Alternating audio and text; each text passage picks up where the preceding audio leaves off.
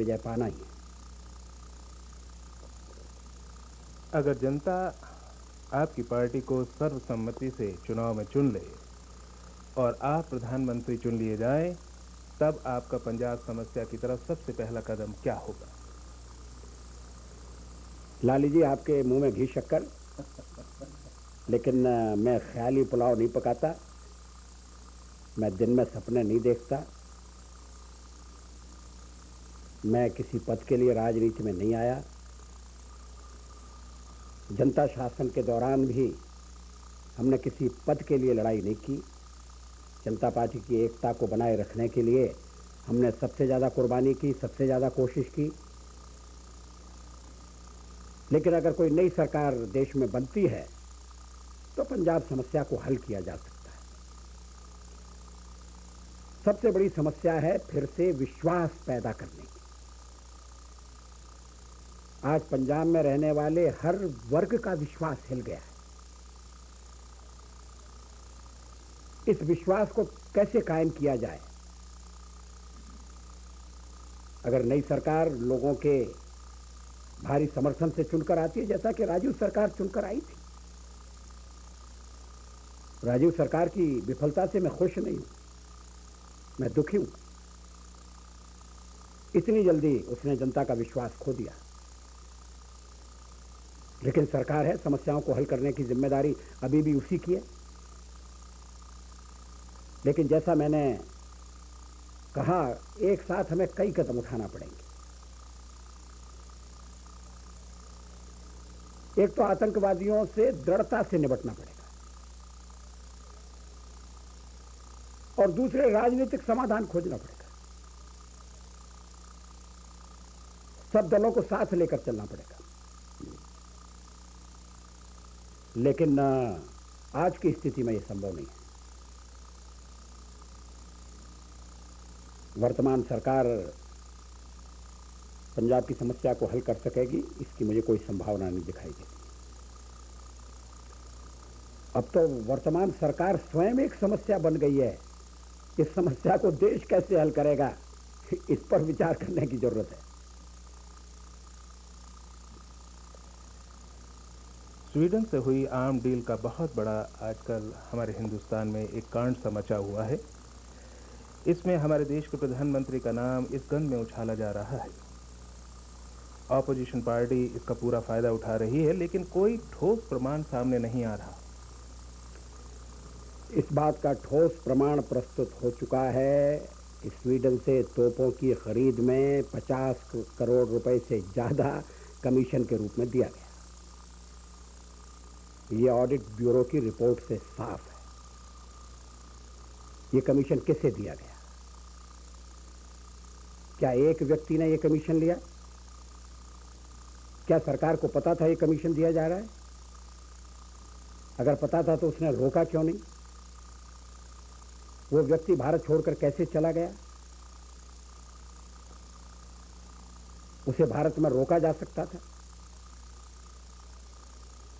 जब Swedish radio ने यह खबर दी कि तोपों की खरीद में गोलमाल हुआ है, तो कहा गया कि झूठे आरोप हैं। अब आरोप सिद्ध हो गया है। ऑडिट ब्यूरो की भी पूरी रिपोर्ट पार्लियामेंट को या देश की जनता को नहीं बताई गई। भारत सरकार को स्वीडिश सरकार पर दबाव डालना चाहिए। बॉफोर्स पर इस बात के लिए दबाव डालना चाहिए कि वो नाम बताए किसको कमीशन दिया गया है, और अगर बॉफोर्स नाम नहीं बताता तो उसके साथ तोपों की खरीद का कॉन्ट्रैक्ट रद्द कर देना चाहिए। सरकार अगर चाहे तो सच्चाई का पता लग सकता है। ये दुर्भाग्य की बात है कि सारे भ्रष्टाचार के कांड में प्रधानमंत्री का नाम लिया जा रहा है, लेकिन इसके लिए मौका स्वयं प्रधानमंत्री ने दिया है। वो बार बार ये कहते रहे कि कोई मिडिलमैन नहीं है, कोई बिचवैया नहीं है, लेकिन अब बात साबित हो गई कि बिचवैया है। प्रधानमंत्री अब पार्लियामेंट्री कमेटी के द्वारा जांच के लिए तैयार हैं, लेकिन अब जांच की आवश्यकता नहीं है। अब तो अपराधियों का पता लगाकर उन्हें दंड देने की आवश्यकता है। ऑडिट ब्यूरो की रिपोर्ट में यह भी कहा गया है कि जो धन दिया गया वो स्विट्जरलैंड के बैंक में जमा किया गया।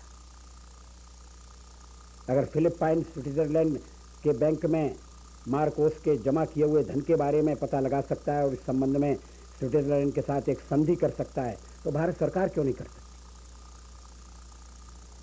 श्री विश्वनाथ प्रताप सिंह ने इसी सवाल पर सरकार से लड़ाई मोल ली, अपनी पार्टी से लड़ाई मोल ली।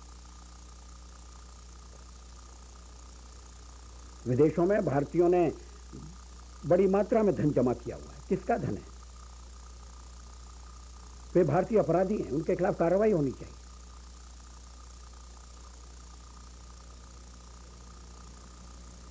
प्रधानमंत्री को अपनी निर्दोषता सिद्ध करनी होगी। सीजर की पत्नी की तरह से प्रधानमंत्री को संदेहों से परे होना चाहिए।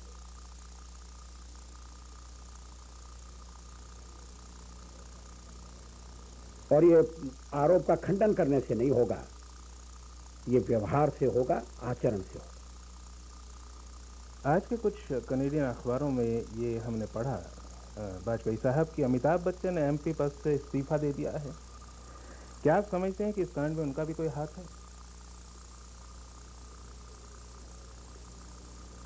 उनके विरुद्ध भी आरोप लगे, विशेषकर उनके भाई के विरुद्ध। वो भारत में अपना फैला हुआ धंधा छोड़कर अचानक स्विट्जरलैंड चले गए। क्यों चले गए? वहां वो क्या कर रहे हैं? बच्चे महंगे स्कूलों में पढ़ रहे हैं, उन बच्चों की फीस कैसे दी जा रही है? ये सवाल पार्लियामेंट में और पार्लियामेंट के बाहर उठे हैं। कोई संतोषजनक उत्तर नहीं दिया गया। इससे प्रधानमंत्री की छवि धूमिल हुई है। शायद प्रधानमंत्री को बचाने के लिए श्री अमिताभ बच्चन ने इस्तीफा दिया हो। सचमुच में उन्हें राजनीति में आना ही नहीं चाहिए, लेकिन राजनीतिक नेताओं को हराने के लिए अभिनेताओं को लाया गया।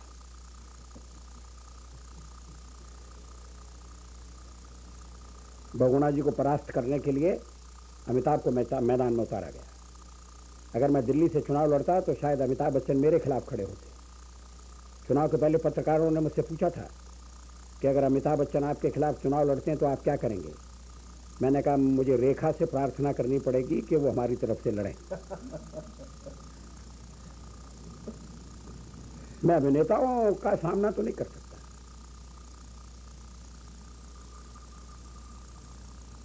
किसी अभिनेता का मित्र होना एक बात है, लेकिन उस मित्रता के कारण राजनीति को प्रभावित होने देना ये ठीक नहीं है।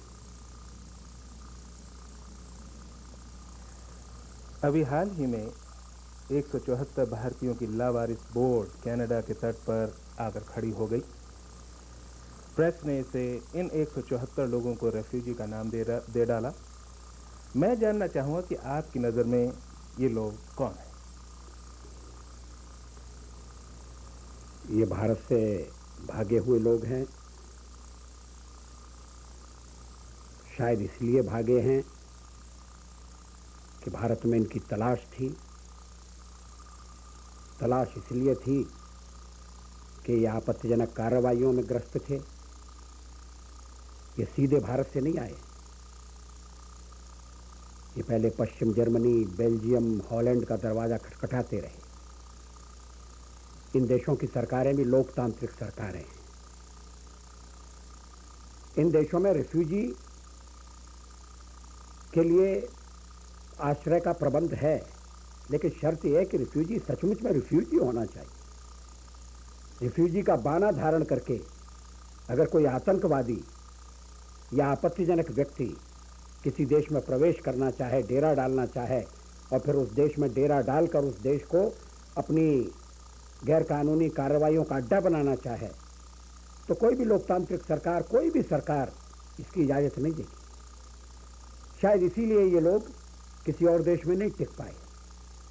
ये चोरी छिपे आए, रात के अंधेरे में कनाडा के किनारे पर उतरे हैं। स्पष्ट है कि कनाडा की सुरक्षा व्यवस्था में कुछ ढिलाई है। इनका पहले ही पता लगाया जाना चाहिए था। इनके जहाज को वापस कर देना चाहिए।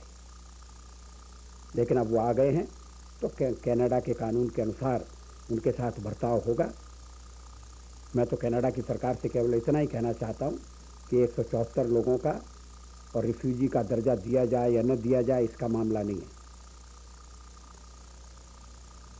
इस प्रश्न के साथ भारत और कनाडा के संबंधों का प्रश्न जुड़ा हुआ है। अगर स्थिति सामान्य होती और रोजगार की तलाश में जमीन के लिए कुछ लोग भूले भटके यहां आ जाते तो मानवीयता के आधार पर उन्हें स्थान देना मैं समझ सकता था। लेकिन ये जो 174 लोग आए हैं, ये कौन हैं? इनका पूर्व इतिहास क्या है? क्या इनमें कोई आतंकवादियों से जुड़े हुए? भारत सरकार से इस संबंध में पूरी जानकारी प्राप्त की जानी चाहिए। एक एक व्यक्ति का हिसाब वहां होगा। इंटरपोल से भी इस बारे में मदद ली जानी चाहिए। मैं मानता हूं कनाडा में कानून का राज्य है, मगर कानून के राज्य का अर्थ ये नहीं है कि हिंसा और हत्या में विश्वास करने वालों को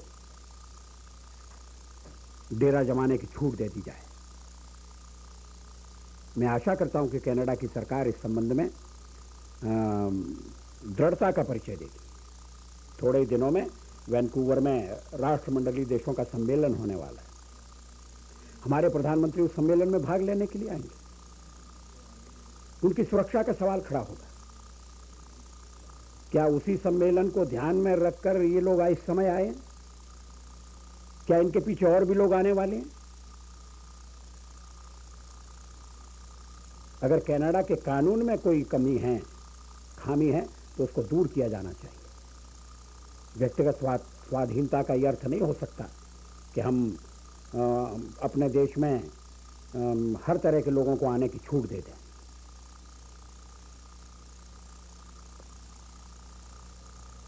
हमारा देश बहुधर्मी रीति रिवाजों का एक ऐसा देश है जिसमें लगभग 80 करोड़ लोग रहते हैं। मेरा सवाल है वाजपेयी साहब, जिस देश की भाषा एक ना हो, जिस देश के धर्म अलग अलग हो, जिस देश की संस्कृति प्रदेशों में बटी हो, उस भारत देश का भविष्य कैसा होगा? भारत का भविष्य उज्जवल है। विविधता में एकता है। विविधता हमारी विघटनात्मक प्रवृत्ति का परिचायक नहीं है, यह हमारी समृद्धि का द्योतक है। कठिनाई यह है कि हम विविधता को विघटन का रूप देने की इजाजत दे रहे हैं।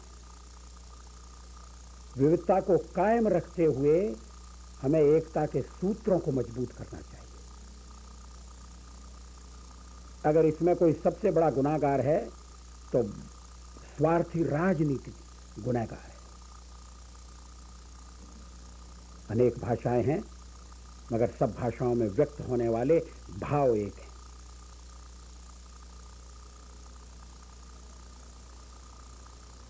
विविधताओं से हमारा झगड़ा नहीं है।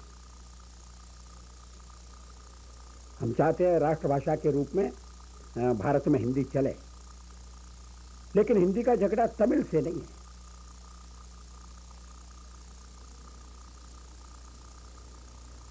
हिंदी अपना स्थान लेना चाहती है। अंग्रेजी के पठन पाठन के लिए भी भारत में पूरी सुविधा रहेगी।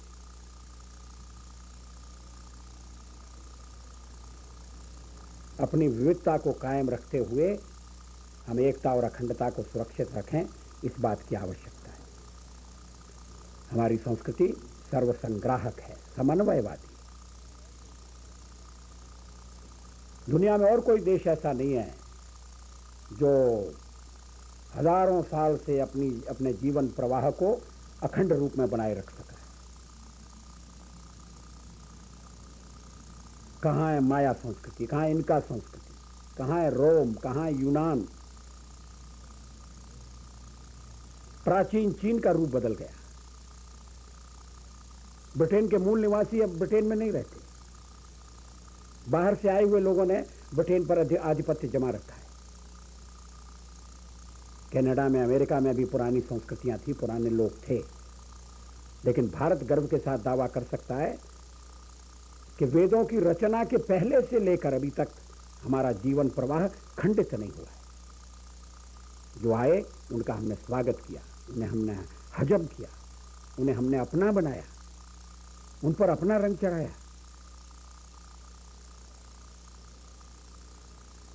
अगर भारत शक्तिशाली हो जाए तो मैं वह समय देख रहा हूं कि जब इस्लाम और ईसाईयत भी हिंदू धर्म के, विराट हिंदू धर्म के एक अंग के रूप में अपना गौरवपूर्ण स्थान प्राप्त करेंगे। लेकिन उसके लिए वर्तमान परिस्थिति में से निकलना जरूरी होगा। आज भले ही दिखाई देता हो कि अंधेरा घिर रहा है, लेकिन अंधेरे के बादल छट जाएंगे, सवेरा निकलेगा, इसमें मुझे कोई संदेह नहीं है।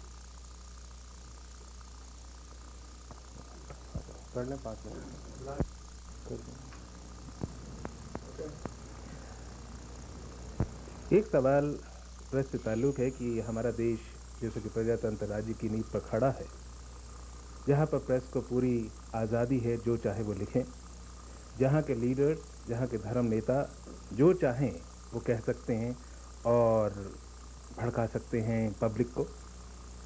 मैं ख़ास तौर पर बात कर रहा हूँ दिल्ली के जामा मस्जिद के इमाम साहब की, जिन्होंने अपने पाकिस्तान के दौरे के दौरान ये कहा था कि हिंदुस्तान में मुसलमानों के साथ बहुत ज्यादती हो रही है। तो मैं ये जानना चाहूँगा कि ये किस तरह की फ्री जो प्रेस है, जो चाहती है वो लिख देती है, नेता जो चाहते हैं बोल देते हैं, और धर्म नेता जनता को भड़काना शुरू कर देते हैं, बाहर जाकर देश की निंदा करते हैं, उनके अगेंस्ट तो कुछ नहीं होता। क्या वजह, इसकी क्या वजह है?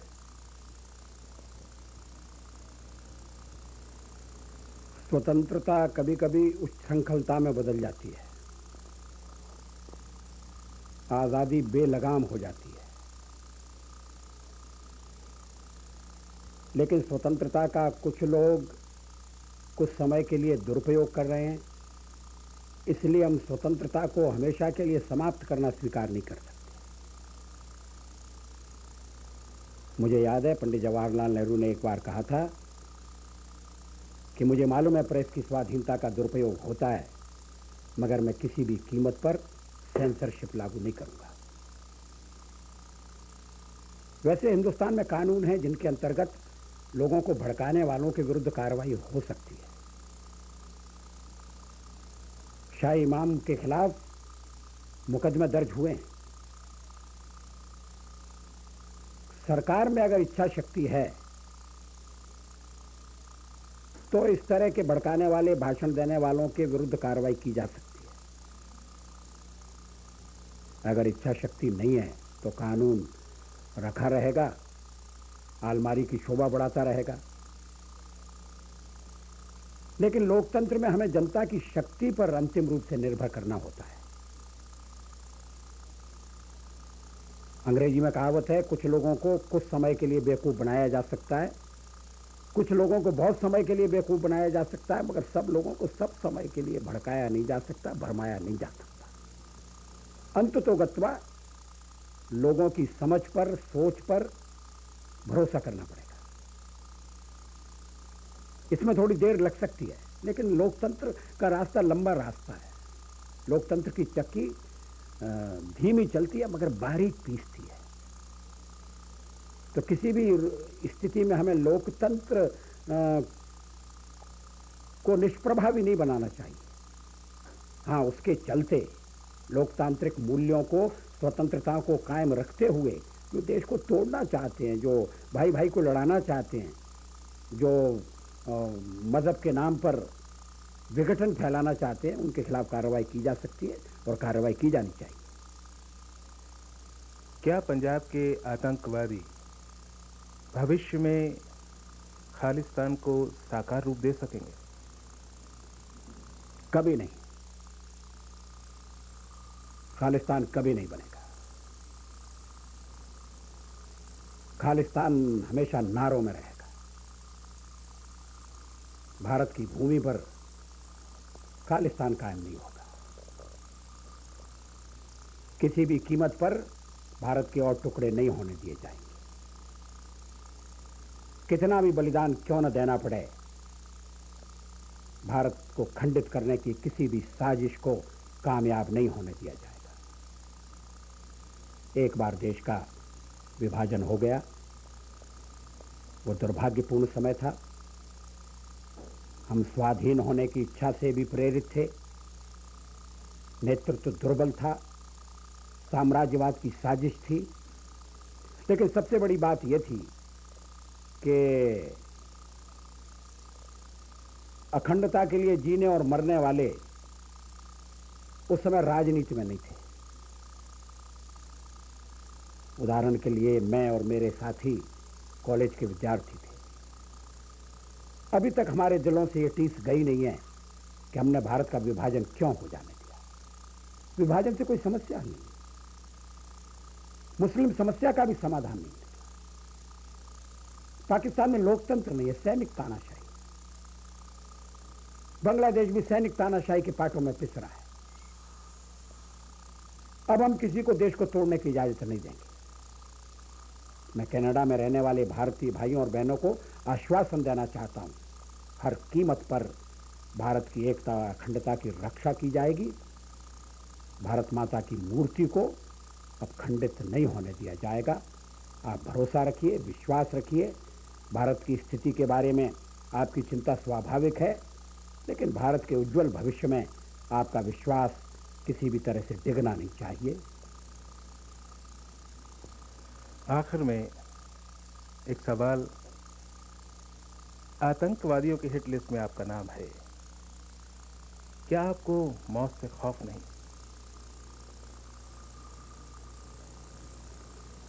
केवल मेरा नाम नहीं है, मेरी पार्टी के बहुत से लोगों का नाम है। कुछ पार्टी के कार्यकर्ता आतंकवादियों की गोली का निशाना भी बन चुके हैं। जब अमृतसर में श्री सत्यपाल खन्ना की हत्या हुई तो मैं वहां गया था और मैंने कहा था कि भारतीय जनता पार्टी का अध्यक्ष तो मैं हूं, अगर आतंकवादी मारना चाहते हैं तो मुझे मारें। मौत तो एक दिन आनी है, मौत से डरना क्या।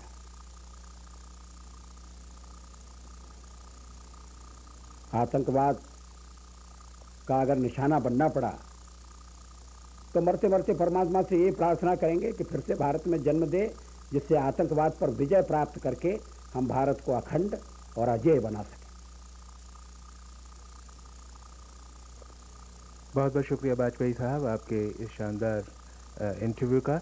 हम भगवान से आपके लंबी उम्र की दुआएं करते हैं। देश के लिए इसी तरह से आप संलग्न रहें और देश की सेवा करते रहें, हम यही भगवान से प्रार्थना करते हैं। बहुत बहुत धन्यवाद आपकी शुभकामनाओं के लिए। आप भी इसी तरह से कनाडा के भारतीयों में जागृति पैदा करते रहें, ये मेरी कामना है। नमस्कार।